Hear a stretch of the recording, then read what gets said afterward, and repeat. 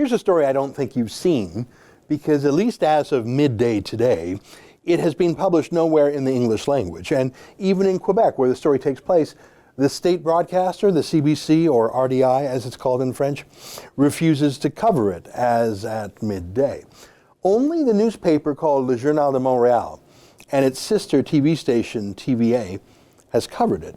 Here is TVA's website in French. Now, for the purposes of this conversation, I'm going to run this website through Google Translate, which is a computer-based translator. It's imperfect, but it's good enough to understand it. So here it is in English. Women excluded from a construction site near mosques. Here's the first sentence of the story. The leaders of 2 mosques pressured an entrepreneur to ensure that there were no women on construction sites near his places of worship on Friday prayers. So is this in Iran or Saudi Arabia or something? No. We're in Montreal here. This is my favorite part. The neighborhood is called Notre Dame de Grâce. That's a Catholic name, obviously, not just Catholic, a Catholic woman, Notre Dame, Our Lady. Not anymore, it ain't, is it? Not even the public streets, apparently. Not even the private property across the street from the mosque. No women allowed, period. And the construction site apparently complied. Now, you might think that there might not be that many women doing construction in Montreal in the winter, right? Well, here's what TVA says. The measure targets 5 women, 4 signalers and 1 engineer, who had to be reassigned elsewhere. I love that phrase. They had to be reassigned elsewhere. I mean, they had to, because the guys in the mosque said so. So you got to do it. I wonder who else would have to move. I mean, if you're a Jew on a construction site, again, I don't know how many there would be, do you have to move? Maybe if you look really Jewish, like you're wearing a yarmulke on your head.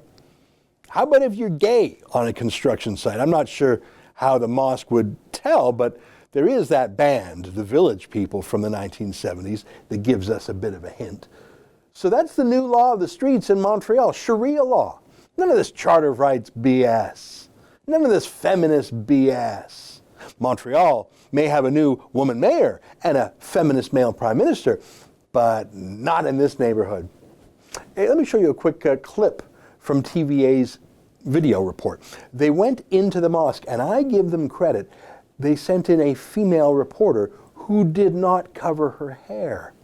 No hijabs for her.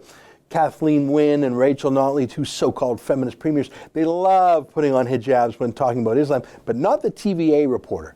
Perfect. And look at this 20-second interaction.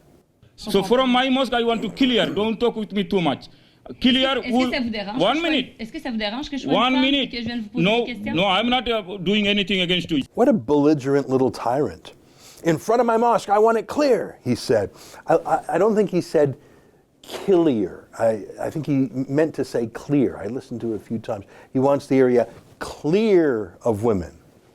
He's obviously foreign born, but he wants Montreal women to be cleared out of his turf.